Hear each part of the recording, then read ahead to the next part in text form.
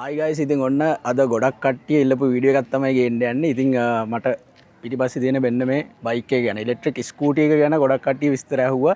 මේක කොහොමද ෆන්ක්ෂන් වෙන්නේ, කොහොමද ගෙනාවේ, ඊට පස්සේ පාර යන්න තියෙන්නේ මොන වගේ නීතිද, මේවා ගොඩක් විස්තර අහලා තිබුණා. ඉතින් අහපු හැමෝටම අද වීඩියෝ එක ගෙනාවා. ෆුල් රිවිව් එකක් ගේන්න යන්නේ. ඉතින් මේ තියෙන්නේ ඉලෙක්ට්‍රික් ස්කූටි එක. හරියට ඔයගොල්ලන්ට බලාගත්තොත් මේකට ඇත්තටම මේ බයික් කියන්න බෑ, ඉලෙක්ට්‍රික් බයික් කියන්න, ඉලෙක්ට්‍රික් ස්කූටි කියන්න පුළුවන්. මේකේ හරිම වචනේ කිව්වොත් එහෙම ට්‍රොටිනේට් කියලා තමයි කියන්නේ. මේක යුරෝප් වල ගොඩක් කට්ටිය කියන වචනයක්. ඒක සමහර විට ෆ්‍රෙන්ච් වචනයක් වෙන්නත් පුළුවන්. මේක ගෙනාවේ ඇත්තටම ස්විට්සර්ලන්ඩ් ඉඳන් අපේ අක්කා ලංකාවට එනකොට එයා හෙවි බෑගේජ් එකේ දාලා මෙහෙට ගෙනාවා. ඉතින් ලංකාවේ කොහෙද ගන්න තියෙන්නේ කියලා නම් මම දන්නේ නැහැ ඇත්තටම. මම නිකන් පොඩක් කට්ටිය අහන නිසා සර්ච් කරලා බැලුවා. එතකොට සමහර සයිට්ස් වගේ මට සජෙස්ට් වුණා. ඒ වගේ හැබැයි මේක out of stock කියලා තමයි මම දැක්කේ. ඉතින් මේක ගැන කිව්වොත් එහෙම හරිම බේසික් වාහනයක් මේක. ඉතින් ඕගොල්ලෝ දැකලා ඇති ගොඩක් වෙලාවට මේ පොඩි ළමයි වුණත් මේ වගේ ඒවෙන් සෙල්ලම් කරන මේක පොඩ මෙහෙම තල්ලුවක් දාගෙන ගිහිල්ලා කකුලෙන් තල්ලුවක් දාලා ඊට පස්සේ පැදන් යන්න තියෙන මේ වගේ ඒවා තියෙනවා. හැබැයි ඒකටම ඒක ඇඩ්වාන්ස් කරලා පොඩ්ඩක් මේ ඉලෙක්ට්‍රික් විදිහට බැටරි එකකින් මේක සපෝට් එකක් දීලා යන විදිහට තමයි හදලා තියෙන්නේ. ඉතින් මේකේ පොඩි ඩිස්ප්ලේ එකක් එනවා. මේක තමයි ඩිස්ප්ලේ එක. ඉතින් මේක පොඩ්ඩක් ඕගොල්ලන්ට මේ ගැස්සෙනවා වගේ ඇති. මේ මොකද LED ඩිස්ප්ලේ එකක් නිසා මේ ඩිස්ප්ලේ එකේ මෙතන පවර් බටන් එකක් තියෙනවා. මෙතන අපිට වැටෙනවා විස්තර ටික. මේ හෙඩ්ලයිට් එකක් තියෙනවා. රැට යන වෙලාවට හොඳට බලා ගන්න. මේ බැටරි ලෙවල් එක මෙතන පෙන්නනවා. මේ විදිහට මේ සිග්නල් තියෙනවා දෙපැත්තට දාගන්න පුළුවන්.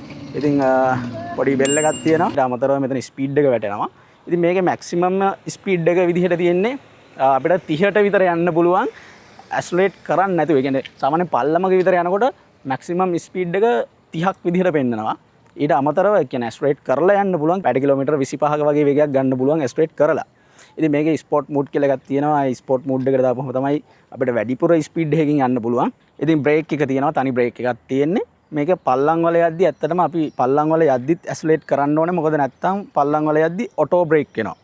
ඉතින් මේක අනිත් එක තමයි ඊළඟ chance එක තමයි ගොඩක් වෙලාවට මේක අපි දැන් බස් එකක වගේ යනවා. දැන් යුරෝප් වල නම් ගොඩක් වෙලාවට ට්‍රෑම් එකේ නගිනවා කට්ටිය, බස් වල නගිනවා. එතකොට ඒගොල්ලෝ කරන්නේ මේක මේ විදිහට මේ වෙන මේ විදිහට කඩා ගන්න පුළුවන්. මේ විදිහට අකුල ගන්න පුළුවන්. අකුලගෙන මේ බෙල් එකට තියෙන කෑල්ල මෙතනින් දාපුවාම මේක උස්ස ගන්න පුළුවන්. මෙන්න මේ විදිහට මෙහෙම උස්සගෙන මේ අපිට සාමාන්‍ය ලිෆ්ට් එකක යන්න පුළුවන්. ඊට පස්සේ ඒ කියන්නේ ට්‍රොටිනේට් එක අරගෙන අපිට යන්න පුළුවන්. බස් එකක නැගලා දැන් ලංකාවේ නම් ඒ ෆැසිලිටිස් අඩුයි. හැබැයි මං හිතනවා අපේ ලංකාවේ අලුතෙන් ආපු අර මෙට්‍රෝ බස් එකේ එහෙම මේක දාගෙන යන්න පුළුවන්. ඒ ෆැසිලිටිස් තියෙනවා. ගොඩක් වෙලාවට ට්‍රේන් එක වගේ දාගන්න පුළුවන්. ඉතින් ඒ පහසුකම තමයි හදලා තියෙන්නේ. ඉතින් මේක charge කරන විදිහ කිව්වොත් එහෙම සාමාන්‍ය normal charge එකක් අපි මේ ෆෝන් එකක් charge කරනවා වගේ පොඩි charger එකක් තියෙන්නේ. මේ charging point එක මේ පැත්තේ තියෙනවා. ලැප්ටොප් චාර්ජර් එක වගේ පින් චාර්ජර් එකක් තියෙන්නේ. ඉතින් ගහලා සාමාන්‍ය පැය 3ක් 4ක් වගේ චාර්ජ් කරනකොට මේක ෆුල් චාර්ජ් වෙනවා. ඒ වගේම තමයි මේකෙන් යන්න පුළුවන් කිලෝමීටර් ගාන කිලෝමීටර් 25ක් යන්න පුළුවන්.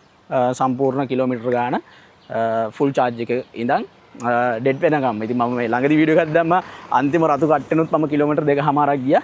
ඉතින් ඔය වගේ තමයි මේකේ විස්තර කියන්න තියෙන්නේ. ඇත්තටම මේක Xiaomi brand එකේ.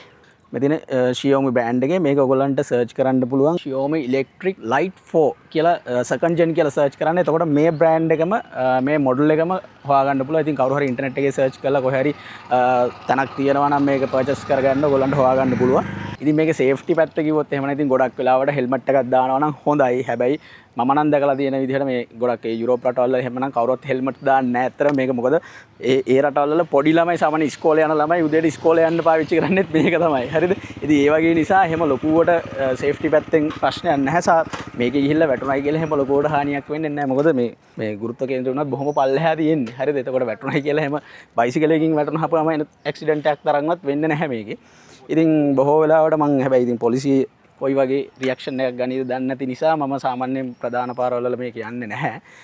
මොකද ඉතින් ලංකාවේ පොලිසිය මොකක් හරි නීතියක් නැත්තම් නීතියක් හදලා හරි ප්‍රශ්නයක් දාන්න බලන්නේ ඒක නිසා.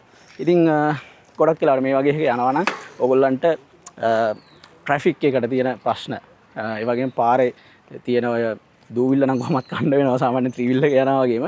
හැබැයි හරි රිලැක්ස් එකේ යන්න පුළුවන්. ප්‍රශ්නයක් නැහැ. ඉතින් සේෆ්ටි පැත්තෙන් ඔයා හෙල්මට් එකක් දැම්මොත් ඔයාට තමයි වාසි. ඉතින් ඕක තමයි මේක ගැන කියන්න දෙන්නේ. ගොඩක් කට්ටිය අහපු නිසා ඉතින් ඔන්න අද වීඩියෝ එකක් ගෙනාවා. තවත් විස්තර දැනගන්න ඕන නම් කවුරු හරි ඔයගොල්ලන්ට පුළුවන් නම් කමෙන්ට් එකක් දාන්න සහ නැත්නම් මැසේජ් එකක් දාන්න තව විස්තර කියන්න. එහෙනම් ආයි වීඩියෝ එකකින් හම්බෙමු. ගිහින්